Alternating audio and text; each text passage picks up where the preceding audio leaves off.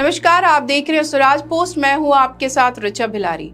बिहार की सियासत में मौसम चाहे बरसात का हो या धूप का, लेकिन असली गर्मी तो तब बढ़ती है जब विधानसभा चुनाव करीब आता है।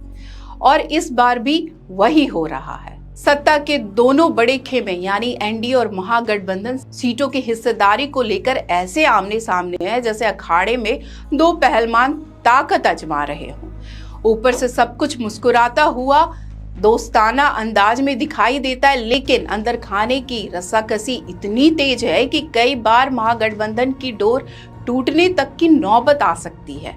कौन कितनी सीट लेगा, कौन बड़े भाई की भूमिका में रहेगा और किसे मिलेगा कम लेकिन मनपसंद हिस्सा, इन सवालों पर ही अब बिहार की पूरी राजनीति टिकी हुई है।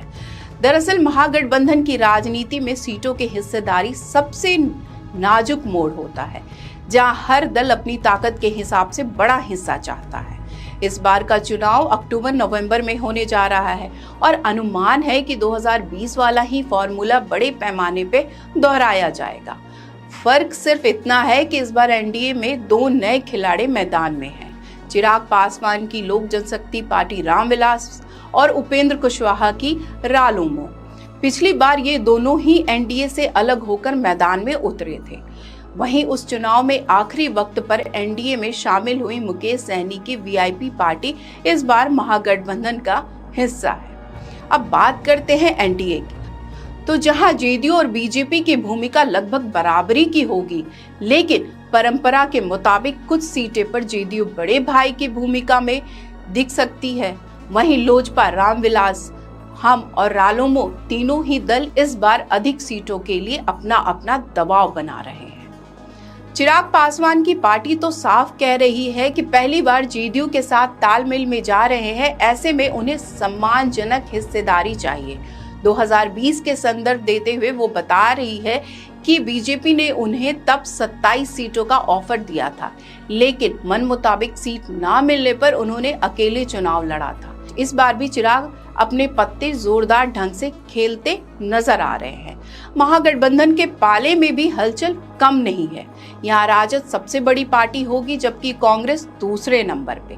लेकिन कांग्रेस और वाम दल लगातार दबाव की राजनीति कर रहे हैं ताकि सीटों का अच्छा खासा हिस्सा उनके खाते में जाए। उधर हम पार्टी की रणनीति साफ है, कम से कम 7 सीटें जीतकर और 6% वोट बटोरकर खुद को राज्य पार्टी का दर्जा दिलाना। वहीं उपेंद्र कुशवाहा की रालोमो भी सीटों की अच्छी खासी मांग रख रही है।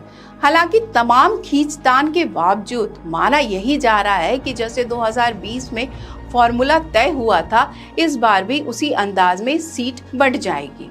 बस अंतर इतना रहेगा कि एनडीए में इस बार वीआईपी की जगह कुशवाहा की पार्टी होगी और चिराग पासवान एक अहम खिलाड़ी के तौर पर मौजूद होंगे।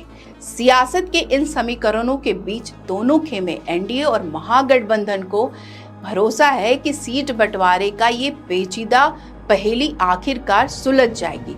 लेकिन बड़ा सवाल यही है कि क्या इस बार की खींचतान चुनावी नतीजों पर असर डालेगी? क्या गठबंधन के भीतर की ये दरारें विपक्षी खेमे के लिए मौका बन सकती है? तो कुल मिलाकर बिहार में चुनावी अखाड़े में इस बार भी दांव वही है, सीटों का समीकरण।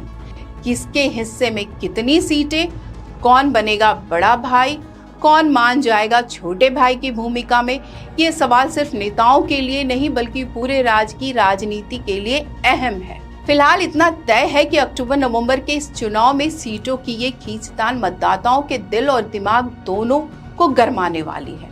अब देखना होगा कि बिहार की जनता किस गठबंधन की गाड़ी को मंजिल तक पहुंचाती है और किसकी गाड़ी सीटों की खींचतान में ही अटक जाती है।